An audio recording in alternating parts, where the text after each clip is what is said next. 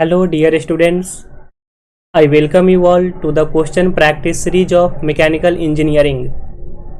In this question practice series, we will solve some wonderful questions of mechanical engineering branch. Now this is the first session and I am starting with production engineering. So in this session, we will solve some questions of metal joining processes, that is welding. आज के session में हम लोग metal joining process के कुछ question को solve करेंगे और यह सीरीज आपके आने वाले सभी एग्जाम्स के लिए बहुत इम्पोर्टेंट है। अगर आप SSC JE, RRB JE, ISRO, DRDO ये सब एग्ज़ाम का प्रिपरेशन कर रहे हो तो इन सभी एग्ज़ाम के लिए आपका यह सेशन बहुत ही हेल्पफुल रहने वाला है। तो आप इस क्वेश्चन प्रैक्टिस सीरीज को रेगुलर फॉलो कीजिए। बहुत सारे क्वेश्चंस हम लोग यहाँ पे डिस्कस करेंगे और अभी मैंने प्रोडक्शन इंजीनियरिंग से स्टार्ट किया है। आने वाले दिनों में कंप्लीट मैकेनिकल इंजीनियरिंग का प्रैक्टिस सेशन आपको यूट्यूब चैनल पे मिलने वाला है, तो आप इस चैनल को सब्सक्राइब कर लीजिए। तो आइए हम लोग सेशन को स्टार्ट करते हैं। अगर आपको क्वेश्चन का पीडीएफ चाहिए तो कंप्लीट पीडीएफ के लिए आप हमारे टेलीग्राम ग्रुप को ज्वाइन कर सकते हैं। ग्रुप का लिंक आपको शो हो रहा होगा। सबसे पहले ग्रुप का लिंक है, यहाँ पे आप ज्वाइन हो सकते हैं। यूट्यूब पर आप वीडियो को देख रहे हैं तो ग्रुप का लिंक डिस्क्रिप्शन बॉक्स में है, आप वहाँ से ग्रुप ज्वाइन कर सकते हैं। यूट्यूब चैनल का लिंक है, आप सब्सक्राइब कर सकते हो। इसके साथ ही आप डिफरेंट सोशल मीडिया के थ्रू मुझसे कनेक्ट हो सकते हो। अब हम लोग क्वेश्चन की तरफ आगे बढ़ते हैं और इस क्लास में हम लोग बहुत ही बेहतरीन क्वेश्चन को सॉल्व करने वाले हैं। अगर आप इस सेशन को कंटिन्यू फॉलो करते हैं तो डेफिनेटली आने वाले एग्जाम्स में आपको बहुत हेल्प मिलने वाला है और साथ ही साथ हम लोग सारे सब्जेक्ट का क्वेश्चन आपके लिए लेकर आएंगे। तो आइए आज के सेशन का फर्स्ट क्वेश्चन हम लोग देखते हैं और फर्स्ट क्वेश्चन आपके सामने ये है, principal materials used in soldering are. आपने सोल्डरिंग का नाम सुना होगा, तो आपसे पूछा जा रहा है कि सोल्डरिंग में प्रिंसिपल मटेरियल्स क्या यूज होता है। आपके सामने ऑप्शन है tin and lead, second option is copper and tin, third option is zinc and copper, उसके बाद है कॉपर एंड लेड।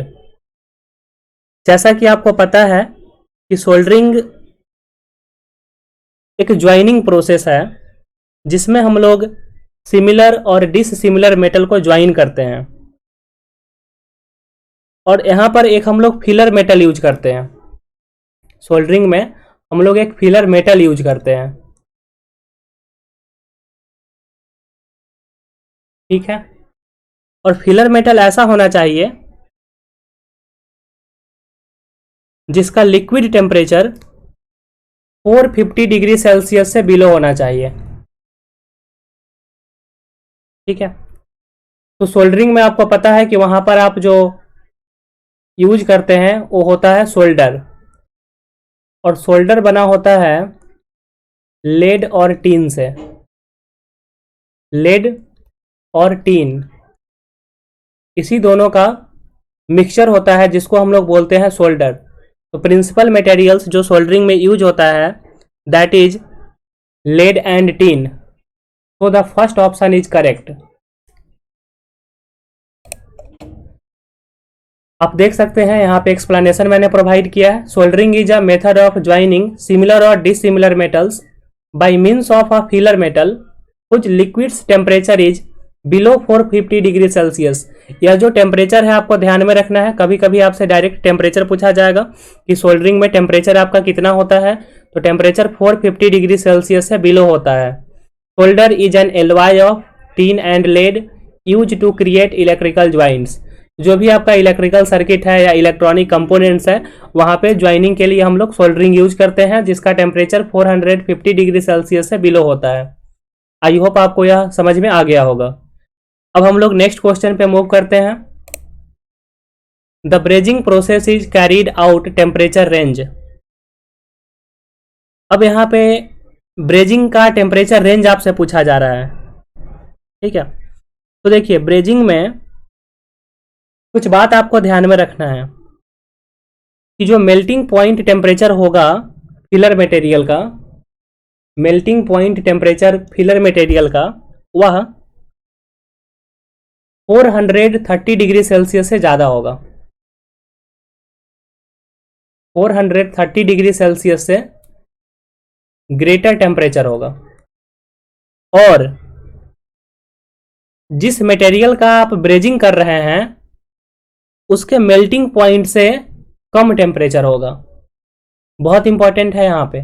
मान लेते हैं कि अगर आप कॉपर का ब्रेजिंग कर रहे हैं तो कॉपर का कुछ मेल्टिंग पॉइंट होगा, तो जब आप ब्रेजिंग करेंगे तो फिलर मटेरियल का टेम्परेचर 430 डिग्री सेल्सियस से ज़्यादा होगा, बट अगर आप कॉपर का ब्रेजिंग कर रहे हैं तो उसके मेल्टिंग पॉइंट से कम टेम्परेचर होगा। जनरली जो आपको टेम्परेचर रेंज देखने को मिलता है वह 350 से 500 डिग्री सेल्सियस देखने को मिलता है। करेक्ट ऑप्शन आपका होगा 350 टू 500 डिग्री सेल्सियस। यह टेम्परेचर रेंज आपको ब्रेजिंग के दौरान देखने को मिलता है। अब ब्रेजिंग के बारे में कुछ इंपॉर्टेंट पॉइंट हम लोग डिस्कस करते हैं। तो देखिए ब्रेजिंग प्रोसेस होता क्या है, इसको बहुत अच्छे से समझिएगा। The melting point temperature of filler material is more than 430 degree Celsius but less than the melting point temperature of base material. Base material किसको बोलते हैं? जिस मटेरियल का आप ब्रेजिंग कर रहे हो वह है आपका बेस मटेरियल। तो जो टेम्परेचर होगा वह हमेशा बेस मटेरियल के मेल्टिंग पॉइंट से कम होगा, लेकिन 430 डिग्री सेल्सियस से ज़्यादा होगा। फिलर मटेरियल आप क्या यूज करते हैं आपसे पूछा जा सकता है, तो ये भी आपका एक क्वेश्चन यहाँ से फॉर्म होता है कि ब्रेजिंग में जो फिलर मटेरियल होता है वह कॉपर, जिंक एंड सिल्वर का एलॉय होता है। बहुत ही इंपॉर्टेंट क्वेश्चन है यहाँ। फिलर मटेरियल ब्रेजिंग में जो हम यूज करते हैं वह कॉपर, जिंक एंड सिल्वर का एलॉय होता है। नेक्स्ट आपका क्वेश्चन यहाँ से बन सकता है कि आप फ्लस्क क्या यूज करते हैं। तो ब्रेजिंग में आप जो फ्लस्क यूज करते हैं वो है बोरैक्स एंड बोरिक एसिड। यह फ्लस्क ब्रेजिंग में यूज होता है। ब्रेजिंग का आप यूज कहाँ पे करते हैं? तो लाइट वेट कंपोनेंट है, हल्के कंपोनेंट्स है, उसको अगर ज्वाइन करना है, फैब्रिकेशन वर्क है, पाइप फिटिंग है, जहाँ पे लीक प्रूफ ज्वाइंट्स आपको बनाना है, वहाँ पे आप ब्रेजिंग यूज कर सकते हैं। तो ब्रेजिंग से रिलेटेड कुछ इंपॉर्टेंट पॉइंट्स आपको समझ में आ गया होगा। इसके बाद हम लोग नेक्स्ट क्वेश्चन पे मूव करते हैं और नेक्स्ट क्वेश्चन है आपका ड्यूरिंग मिग वेल्डिंग। देखो मिग का मतलब है मेटल इनर्ट गैस वेल्डिंग, ठीक है। आप जब वेल्डिंग को डिटेल्स में पढ़े हैं तो वहाँ पे आपको ये बताया गया होगा MiG is metal inert gas welding. Metal inert gas welding. The metal is transferred in the form of, metal किस फॉर्म में ट्रांसफर होता है? ऑप्शन है continuous flow of molten metal, a fine spray of metal, electron beam and solution. कौन सा option यहाँ पे होगा? तो आप इस बात को ध्यान रखिएगा कि जब मिग वेल्डिंग हम लोग करते हैं वहाँ पे मेटल का ट्रांसफर जो होता है वह फाइन स्प्रे के फॉर्म में होता है। मिग वेल्डिंग में मेटल का ट्रांसफर फाइन स्प्रे के फॉर्म में होता है। ऑप्शन आपका बी करेक्ट होगा। आइए नेक्स्ट क्वेश्चन पे चलते हैं। The material used for coating the electrode is, electrode का कोटिंग कैसे करते हैं, किस मटेरियल से करते हैं? Protective layer, slag, deoxidizer, flux. तो हमेशा आप ध्यान रखेंगे इलेक्ट्रोड के कोटिंग का जब हम बात करते हैं तो वहाँ पे फ्लस्क का कोटिंग होता है। इलेक्ट्रोड पे फ्लस्क का कोटिंग होता है। फ्लस्क क्या होता है?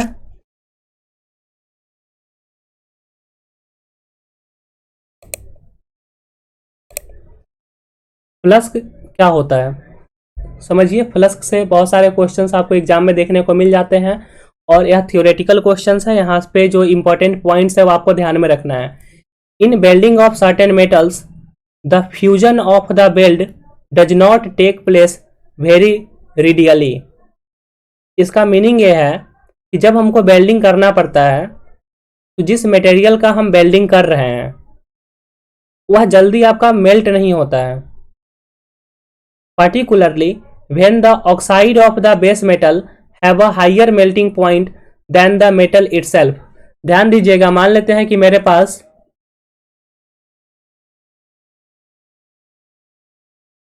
पास कुछ ऐसा दो प्लेट है,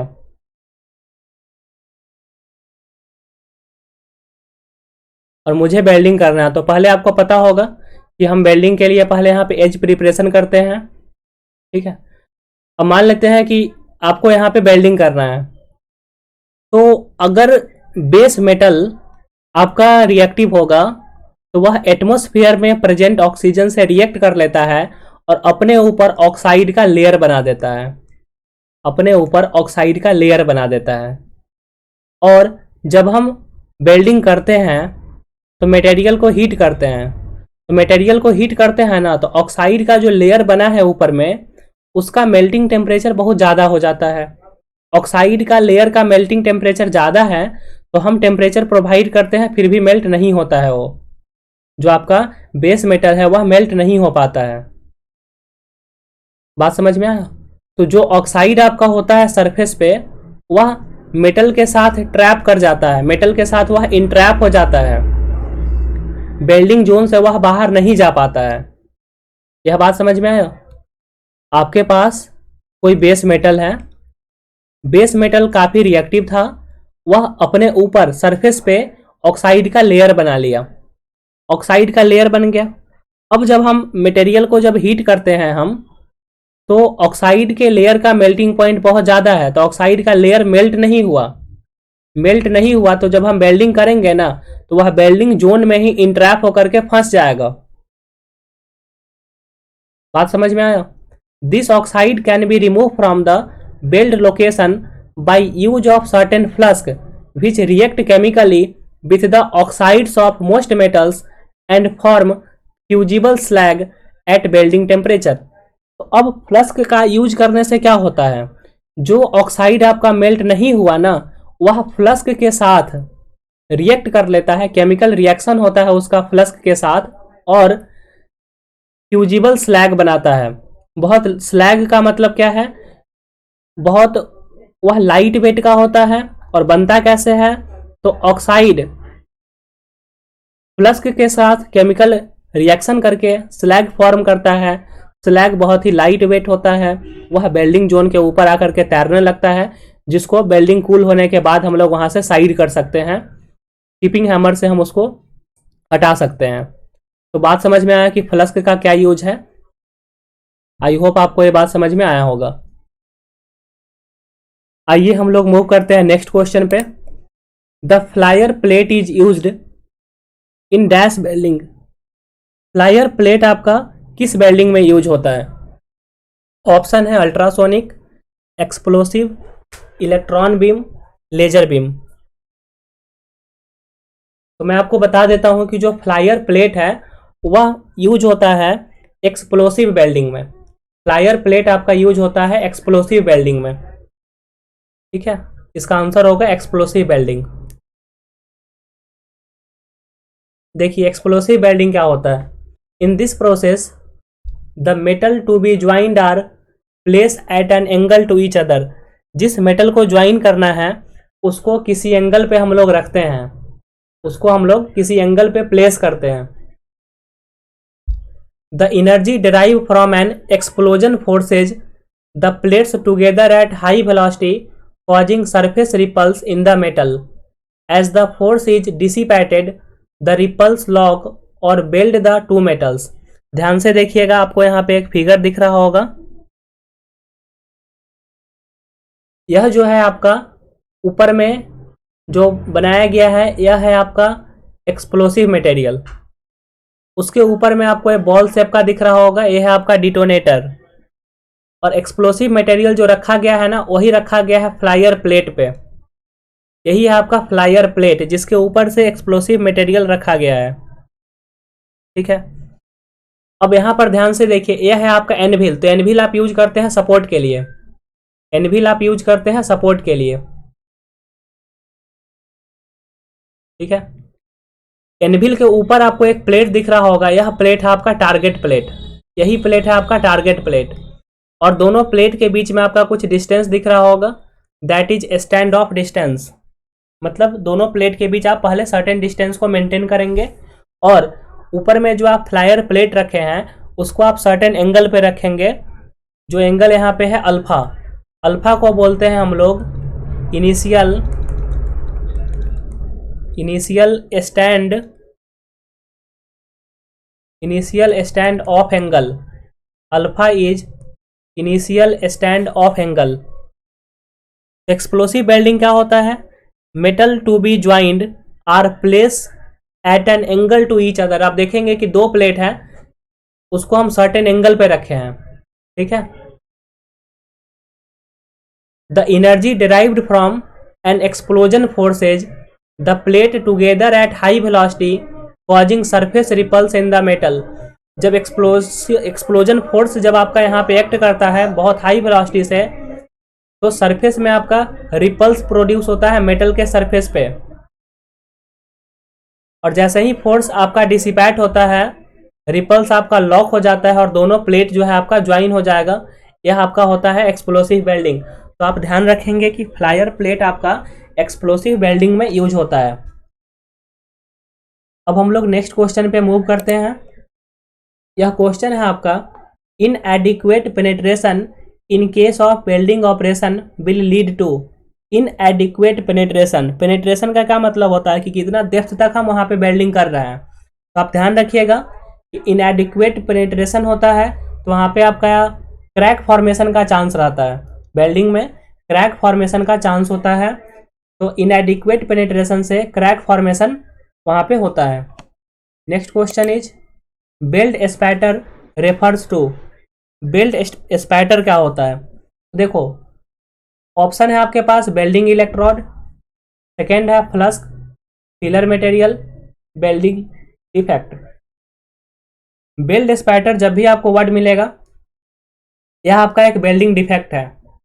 बहुत सारे वेल्डिंग डिफेक्ट्स होते हैं तो सबका नेम आपको याद रखना है। आइए हम लोग कुछ वेल्डिंग डिफेक्ट्स को डिस्कस करते हैं। देखिए ये सब जो यहाँ पे है आपका वेल्डिंग डिफेक्ट है। क्या क्या वेल्डिंग डिफेक्ट हो सकता है? एक है आपका weld porosity, slag inclusion, slug inclusion, weld spatter, cold cracking, hot cracking, under cutting. ये सब आपके वेल्डिंग डिफेक्ट्स हैं और कोई भी डिफेक्ट्स आपसे पूछे जा सकते हैं, तो आपको वेल्डिंग डिफेक्ट का नेम याद रखना है। आइए नेक्स्ट क्वेश्चन पे मूव करते हैं। In submerge arc welding an arc is produce between. आपने सबमर्ज आर्क वेल्डिंग का नाम सुना होगा, SAW, submerge arc welding. Arc किसके बीच प्रोड्यूस होता है? Carbon electrode and the workpiece, metal electrode and the workpiece, bare metal electrode and the workpiece, two tungsten electrodes and the workpiece. बहुत important question है आपका। देखो सबमर्ज आर्क वेल्डिंग में arc जो प्रोड्यूस होता है तो इसमें हम लोग क्या करते हैं, इलेक्ट्रोड को कंटिन्यू फीड करते हैं, ठीक है। वर्कपीस के पास हम लोग इलेक्ट्रोड को कंटिन्यू फीड करते हैं और वर्कपीस के पास गैस का सील्ड बना होता है जो वेल्ड जोन को प्रोटेक्ट करता है। समझ में आया? तो जो यहाँ पे इलेक्ट्रोड होता है ना वह बेयर मेटल इलेक्ट्रोड होता है। बेयर मेटल इलेक्ट्रोड का मीनिंग यह है कि वह इलेक्ट्रोड पे कोई कोटिंग नहीं होता है, बेयर मेटल इलेक्ट्रोड होता है और वर्क पीस के बीच में आपका आर्क प्रोड्यूस होता है इन case of submerge arc welding. बात समझ में आया? तो यहाँ पे आपका क्या होगा ना, आर्क जो है वह सबमर्ज होता है, आपको आर्क यहाँ पे विजिबल नहीं होगा। समझ में आया? वर्कपीस के चारों तरफ से आपके वहां पे गैस का सील्डिंग होगा। नेक्स्ट क्वेश्चन पे मूव करते हैं। तो देखिए सबमर्ज आर्क वेल्डिंग क्या है? Is a common arc welding process that involve the formation of an arc between a continuously fed electrode and the workpiece, gas shield and a slag which protect the weld zone. तो जो बात बताया है वही है। देखो यहाँ पे जो भी हम लोग क्वेश्चन डिस्कस कर रहे हैं ये सब आने वाले एग्जाम के लिए बहुत इंपॉर्टेंट क्वेश्चन है और इसमें से बहुत सारे ऐसे क्वेश्चंस हैं जो ऑलरेडी पहले पूछे जा चुके हैं। उनमें से मैंने बेस्ट क्वेश्चंस को कलेक्ट किया है जो आपके आने वाले एग्जाम के लिए भी जरूरी है, साथ ही साथ ऑलरेडी पूछे गए हैं, तो आपको वो भी कवर हो जाएगा, प्रीवियस एग्जाम में पूछे गए क्वेश्चंस भी। ठीक है, आइए नेक्स्ट क्वेश्चन पे मूव करते हैं। Oxy acetylene gas used in gas welding produces a flame temperature of, कितना टेम्परेचर प्रोड्यूस करता है oxy acetylene gas welding? First option है 1800 डिग्री सेल्सियस, सेकेंड है आपका 2100 degree Celsius, third option is 2400 degree Celsius, और last option है 3200 degree Celsius. आप याद रखिएगा, जब भी ऑक्सी एसिटिलीन गैस वेल्डिंग का बात होगा तो जो टेम्परेचर होता है वहां पे वह अप टू 3500 डिग्री सेल्सियस तक हो सकता है। तो उसके अकॉर्डिंग आपका जो करेक्ट ऑप्शन है वो है option D, that is 3200 degree Celsius.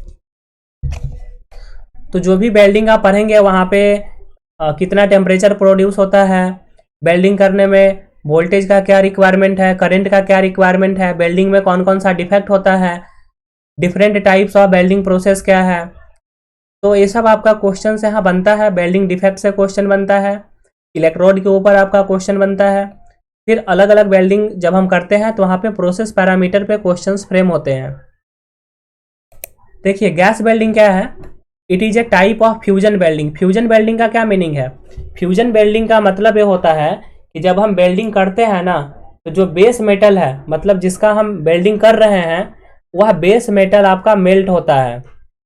Base metal melts, base metal melt होता है, in which the heat for welding is detained by the combustion of a fuel gas. और बेस मेटल को melt करने के लिए आपके पास हीट कहाँ से आता है? तो फ्यूल गैस को आप कंबस्ट करते हो। तो ऑक्सी एसिटिलीन वेल्डिंग का अगर हम बात करेंगे तो वहाँ पे हम ऑक्सीजन के साथ एसिटिलीन गैस का यूज करते हैं। The most widely use gas combination for producing a hot flame for welding metal is oxygen and acetylene. और अप्रॉक्सीमेट फ्लेम टेम्परेचर आपका जो प्रोड्यूस होता है वो 3200 डिग्री सेल्सियस प्रोड्यूस होता है। बात समझ में आया? आइए नेक्स्ट क्वेश्चन पे मूव करते हैं। The current in resistance welding can be regulated by. Resistance welding में आप करंट को कैसे रेगुलेट करते हैं? ठीक है, देखो जब भी आपको करंट को रेगुलेट करने का बात होगा तो वहां पर आप ट्रांसफॉर्मर के प्राइमरी टर्न को चेंज करेंगे। रेसिस्टेंस वेल्डिंग में अगर मुझे करंट को रेगुलेट करना है तो हम क्या करेंगे, वहां पे प्राइमरी टर्न ऑफ ट्रांसफॉर्मर को चेंज करेंगे। तो करेक्ट ऑप्शन होगा आपका changing primary turns of transformer. Resistance welding का आप नाम सुने हैं, इसको हम इलेक्ट्रिक रेसिस्टेंस वेल्डिंग भी बोलते हैं। देखिए इसमें क्या होता है, it is a type of pressure welding. अच्छा, आपको ये भी ध्यान रखना है कि प्रेशर वेल्डिंग का कौन कौन सा टाइप है, कौन सा वेल्डिंग है जहाँ पे आपका बेस मेटल जो है मेल्ट होता है, सॉलिड स्टेट ज्वाइनिंग प्रोसेस कौन कौन सा है, ये सब आपको ध्यान रखना है। तो यह जो है वह प्रेशर वेल्डिंग का टाइप है। It is use for joining pieces of seat metal और वायर। सीट मेटल को ज्वाइन करना हो या वायर को ज्वाइन करना हो तब आप इलेक्ट्रिक रेसिस्टेंस वेल्डिंग यूज कर सकते हैं। The welding heat is obtained at the location of the desired weld by the electrical resistance through the metal piece to a relatively short duration. तो यहाँ पे आप वोल्टेज बहुत कम रखते हैं, वोल्टेज जो है आपका 6 से 10 वोल्ट होता है और करंट का वैल्यू काफ़ी हाई होता है। करंट आपका 60 से लेकर के 4000 एम्पियर तक वैरी कर सकता है। तो आपको वोल्टेज और करंट का रेंज भी याद रखना है। तो इलेक्ट्रिक रेसिस्टेंस वेल्डिंग में आपको क्या पता चला कि यह प्रेशर वेल्डिंग का एक टाइप है। सीट मेटल और वायर को जब ज्वाइन करना है तब हम यूज करते हैं। हीट यहाँ पे कैसे प्रोड्यूस करते हैं, तो इलेक्ट्रिकल रेसिस्टेंस से प्रोड्यूस करते हैं हीट। वोल्टेज यहाँ पे लो होता है, 6 to 10 वोल्ट के अप्रॉक्स में होगा और करंट का वैल्यू काफ़ी हाई होगा, 60 से लेकर के 4000 एम्पियर्स तक आपका करंट हो सकता है। बात समझ में आया? तो जो भी इंपॉर्टेंट पॉइंट्स है उसको मैंने यहाँ पे इंक्लूड कर दिया है ताकि जब आप क्वेश्चन को प्रैक्टिस करेंगे तो उससे रिलेटेड जो भी क्वेश्चंस और फ्रेम हो सकते हैं वो सब आपका यहाँ पे अच्छे से कवर हो जाए। आइए हम लोग नेक्स्ट क्वेश्चन पे चलते हैं। In arc welding the temperature of heat produce by the electric arc is the order of. अब आपसे पूछा जा रहा है कि आर्क वेल्डिंग में कितना टेम्परेचर प्रोड्यूस होता है।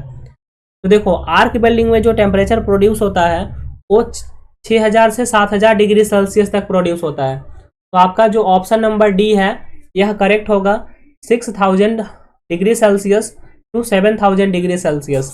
अब हम लोग क्या करते हैं कि कुछ इंपॉर्टेंट वेल्डिंग प्रोसेस में कितना टेम्परेचर प्रोड्यूस होता है उसको अपने नोट्स में इंक्लूड करेंगे। तो देखिए आर्क वेल्डिंग का जब हम बात करेंगे तो टेम्परेचर आपका 6000 डिग्री सेल्सियस से 7000 डिग्री सेल्सियस तक टेम्परेचर प्रोड्यूस हो सकता है। बात समझ में आया। उसके बाद अगर हम मेटल आर्क वेल्डिंग का जब बात करेंगे तो टेम्परेचर का रेंज आपका होगा 2400 degree Celsius to 2700 degree Celsius. In case of oxy acetylene flame, gas welding का बात कर रहे हैं तो अगर ऑक्सी एसिटिलीन फ्लेम यूज होगा तो 3200 डिग्री सेल्सियस टेम्परेचर आपका होगा। अगर गैस वेल्डिंग में आप ऑक्सी हाइड्रोजन फ्लेम यूज कर रहे हैं तो टेम्परेचर आपका 2400 डिग्री सेल्सियस होगा। बात समझ में आया। इसके बाद हम लोग नेक्स्ट क्वेश्चन पे मूव करते हैं। देखो कभी कभी क्या होता है कि अलग अलग वेल्डिंग के लिए आपसे टेम्परेचर पूछा जाएगा और कभी कभी टेम्परेचर के इंक्रीजिंग ऑर्डर में या डिक्रीजिंग ऑर्डर में अरेंज करने के लिए भी पूछा जाता है।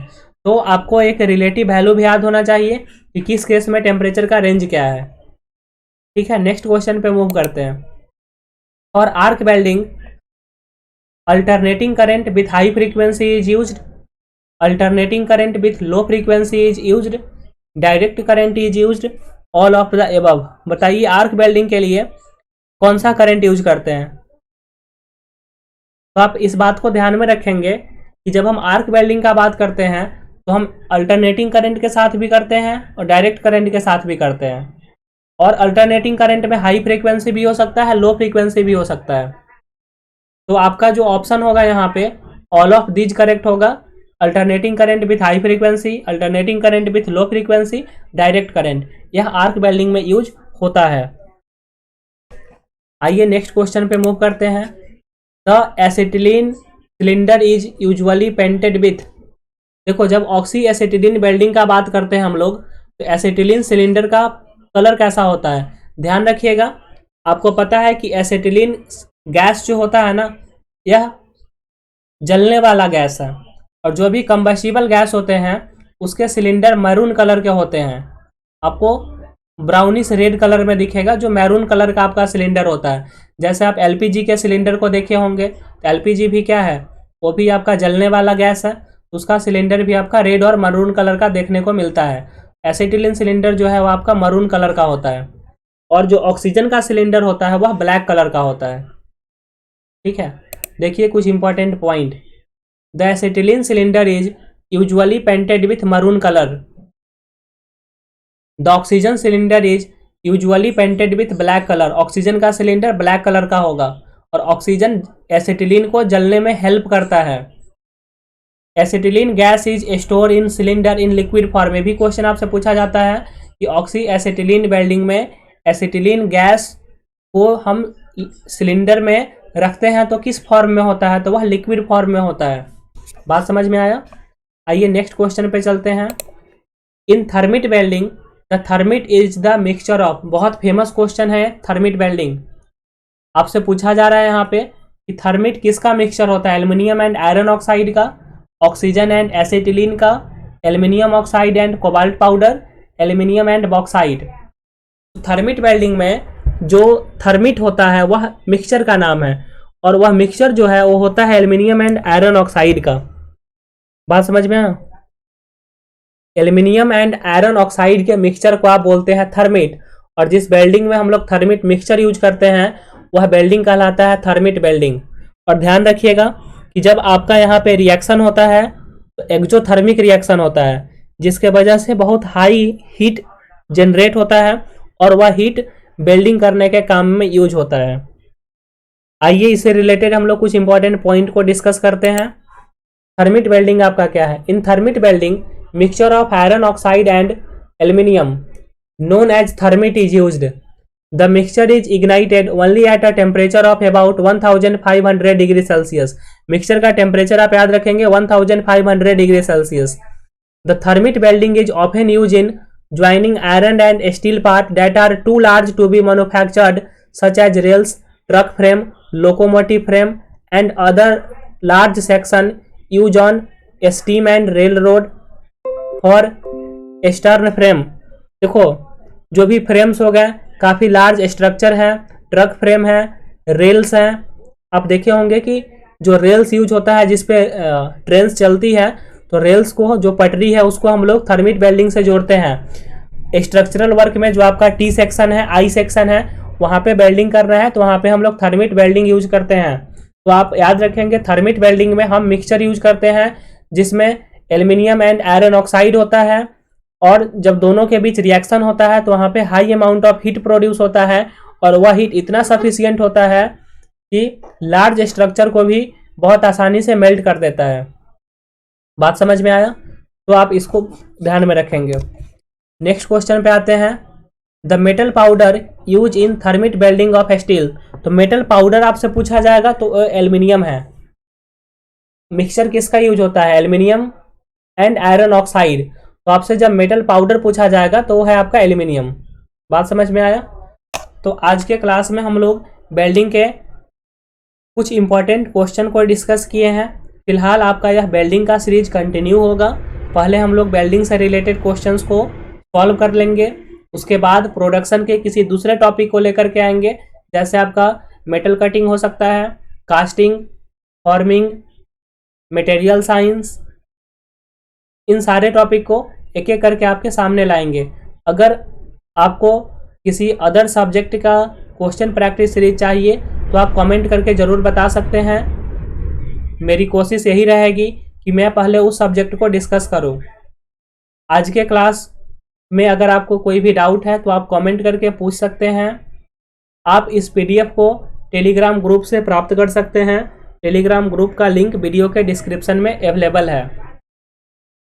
आज का क्लास आपको कैसा लगा आप कमेंट करके ज़रूर बताएं, ताकि हम आपको और अच्छे से क्वालिटी कंटेंट प्रोवाइड करें और आपके प्रिपरेशन में हेल्प कर सके। तो इसी के साथ फिर हम लोग मिलेंगे अगले प्रैक्टिस सेशन में। तब तक के लिए आप अच्छे से रिवीजन कीजिए और अपने प्रिपरेशन को स्ट्रॉन्ग कीजिए। Thank you so much.